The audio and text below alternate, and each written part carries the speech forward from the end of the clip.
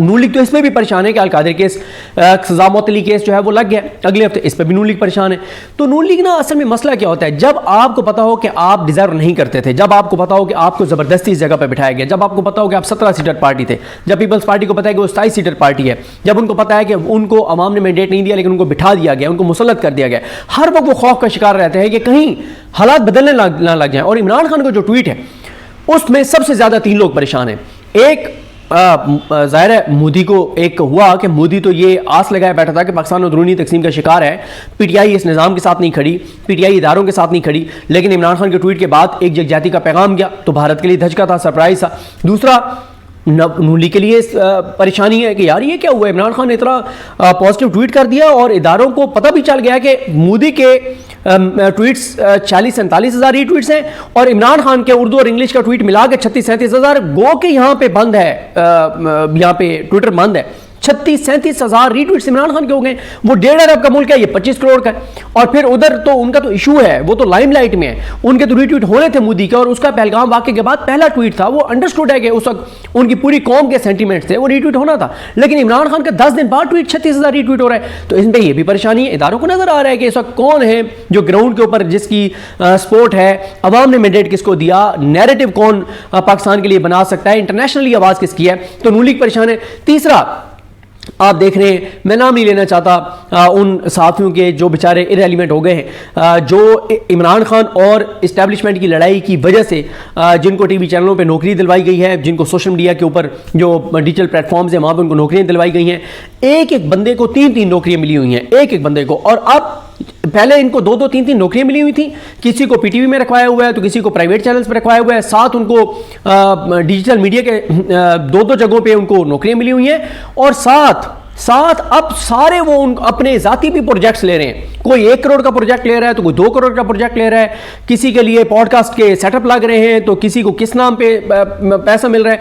उनको परेशानी यह है कि अगर इस्टेब्लिशमेंट और इमरान खान के दरमियान बर्फ़ पिघलती है और चीज़ें बेहतर होती हैं और इस्टेब्लिशमेंट इस चीज़ को इसको तस्लीम करती है कि नैरेटिव इमरान खान बना सकता है, पाकिस्तान के लोग इमरान खान के पीछे खड़े हैं, इंटरनेशनली आवाज़ इमरान खान की मौसर है और इस वक्त मुल्क को यकजाती की ज़रूरत है, नफरतें कम होनी चाहिए, एक टेम्परेचर नीचे आना चाहिए। तो उनको ये परेशानी है कि हमारे तो सारे प्रोजेक्ट इस बात पर खड़े हुए हैं कि हमें तो सारा पैसा इस चीज़ का मिलता है कि हमने रोज़ाना एक व्लॉग कर रहे हैं इमरान खान के खिलाफ, हमने रोज़ाना इमरान खान को गालियाँ देनी है, हमने रोज़ाना बुशरा बीबी को गालियाँ देनी है, हमने रोज़ाना पीटीआई के खिलाफ प्रोपेगेंडा करना है।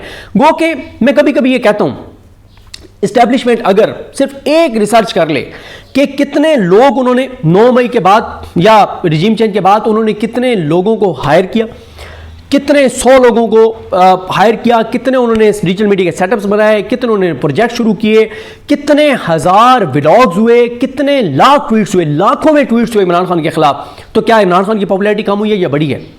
इमरान खान का वोट बैंक कम हुआ है, बड़ा है? देखें, ये नहीं, ये जो बात होती है ना कि आप नैरेटिव पैसे देके बना सकते हैं, नहीं बना सकते अगर नैरेटिव में जान ना हो। नून लीग पीपल्स पार्टी के लिए नैरेटिव बनाने के लिए आप अरबों खरबों लगा दें, आप नहीं बना सकते, क्योंकि पाकिस्तान के लोग ये बात जानते हैं कि ये चोर डाकू और लुटेरे हैं। पाकिस्तान के लोग जानते हैं, आप नहीं बना सकते इनके लिए नैरेटिव। पाकिस्तान के लोग जाहिल नहीं हैं, पाकिस्तान के लोग बाशऊर हैं, उनको पता है चीज़ों का, आप नहीं इनके लिए नैरेटिव बना सकते। अब वो टोट्स बहुत परेशान है, वो सहाफ़ी जिनको टीवी चैनल्स पर बिठाया गया, वो एंकर्स वो जिनको टीवी चैनल्स पर बिठाया गया, जिनको भारी भरकम तनख्वाहें, सिर्फ इस बात की अब मैं तो इसलिए जिक्र नहीं करता कि ये ना हो कि हमको जेलस हो रहे हैं, अल्लाह ताला उन्हें और दे, अल्लाह ताला करे कि इनको 5-5 प्रोजेक्ट्स मिल जाए। मैं इसलिए कभी आप सुन लेना कि इनमें से एक को टीवी चैनलों पे कितनी तनख्वाहों पे रखवाया गया है। 40-40, 50-50 लाख रुपए के ऊपर पर मंथ के ऊपर इनको रखवाया गया और क्वालिफिकेशन क्या थी? सिर्फ एक थी कि उधर से रखवाया गया और चैनल की मजबूरी 2 थी। एक यह है कि उन्होंने एड्स लेने थे, इदारों के साथ अपने मामला ठीक कर रहे थे और आगे चीज़ें बढ़ानी थी। उन्होंने 40-50 लाख रुपए के ऊपर चैनलों ने इनको रखा है। मैं आपको एक बताऊं, एक बंदा है, मैं उसका नाम भी नहीं लेना चाहता, वो इतना मकरूह किरदार है, वो इतना गलीज और गंदा किरदार है। मतलब चाहे आप प्रो PMLN क्यों ना हो, अगर आप थोड़ा से भी बाशऊर हैं, थोड़े से आप तहजीब से आपका ताल्लुक है, अखलाकियात से आपका ताल्लुक है, तो आप उसे दुआ सलाम नहीं रख सकते।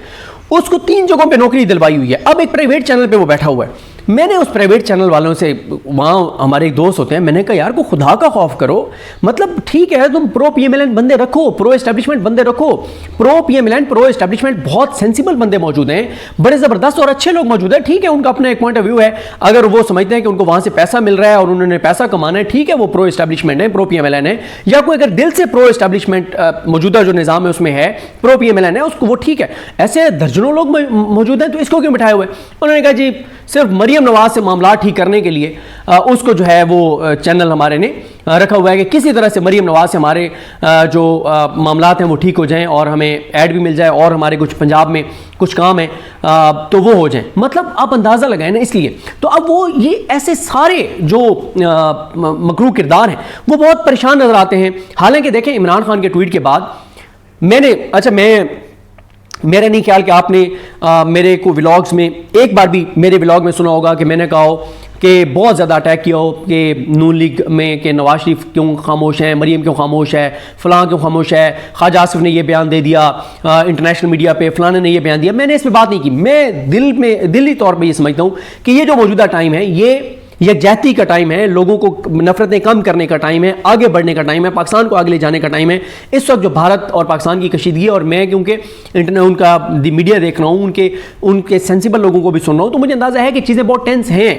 ठीक है, यहाँ पे पाकिस्तान में लोग समझते हैं कि नहीं ये जंग नहीं होगी और ये एक पॉलिटिकल दोनों साइडों पे, ऐसा नहीं है, चीज़ें हैं टेंस और खुदा न खास्ता हो सकता है अटैक, ऐसा नहीं है कि नहीं हो सकता। तो इसलिए मैं समझता हूँ कि यकजहती होनी चाहिए और पाकिस्तान में नफरतें कम होनी चाहिए। तो अगर तो ये जो ज़मानतें एजाज चौधरी साहब की हुई है, अगर तो ये कहीं पे ये सोच पाई जाती है कि बस बहुत हो गया, 2 साल रगड़ा दे लिया है और पाकिस्तान को खास तौर पे इस वक्त यकजहती की जरूरत है, इमरान खान ने जिस तरह का ट्वीट किया उसके बाद चीज़ों को नॉर्मलाइज करने की जरूरत है, तो ये बहुत अच्छी सोच है। और ये सोच इसलिए आई है लोगों में है कि ये को हवाओं का रुख शायद बदल रहा है। अभी मैं ये नहीं समझता कि हवाओं का रुख बदल रहा है। मैं ये दुआ करता हूँ कि अल्लाह करे कि हवाओं का रुख बदले और बातचीत के जरिए चीज़ें आगे बढ़ें, हालात नॉर्मलाइज हों, पाकिस्तान चले, इकॉनमी चले, किसान बर्बाद हो गया, ताजर बर्बाद हो गया, इंडस्ट्रियलिस्ट बर्बाद हो गया, तनख्वाहदार तबका बर्बाद हो गया, गरीब से गरीब तर हो गया, मिडिल क्लास की कमर टूट गई है। अल्लाह करे चीज़ें आगे बढ़ें।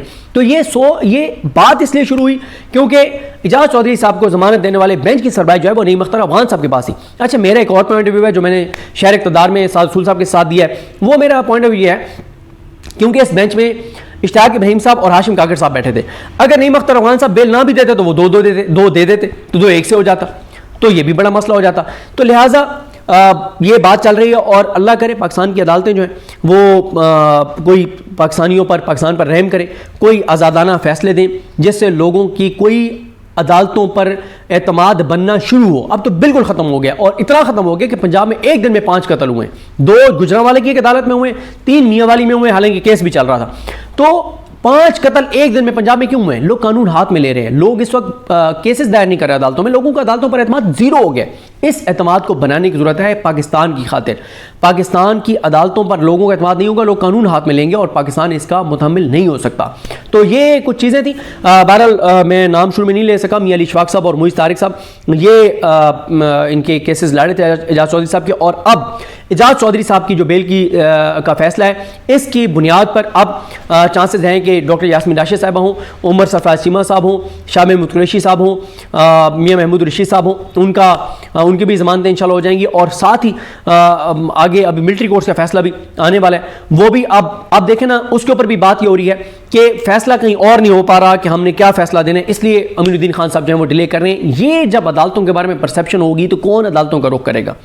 तो ये सूरत हाल है, देखते हैं चीज़ें कैसे आगे बढ़ती हैं। और जिस तरह से मैंने कहा कि मेरी दुआ है कि अल्लाह करे चीज़ें बेहतर हों, पाकिस्तान आगे बढ़े और पाकिस्तान के हालात नॉर्मलाइज हों, और अवाम ने जिनको मैंडेट दिया है, मैंडेट उनको दिया जाए। जो चोर डाकू लुटेरे हैं जिनको ज़बरदस्ती मुसल्लत कर दिया गया है, जो डिलीवर नहीं कर सके, जो नैरेटिव पाकिस्तान के लिए नहीं बना सकते, जिन पे पाकिस्तान के लोग एतमाद नहीं करते, जिनसे नफरत है पाकिस्तान के लोगों को, ये चेहरे जब तक रहेंगे तो मुल्क के अंदर कैसे सियासी तौर पर इस्तेहकाम जो है वो आ सकता है। मुझे अपनी दुआ में याद रखें। अल्लाह करीम हम सबका हामी नासर हो। अल्लाह हाफ़िज़।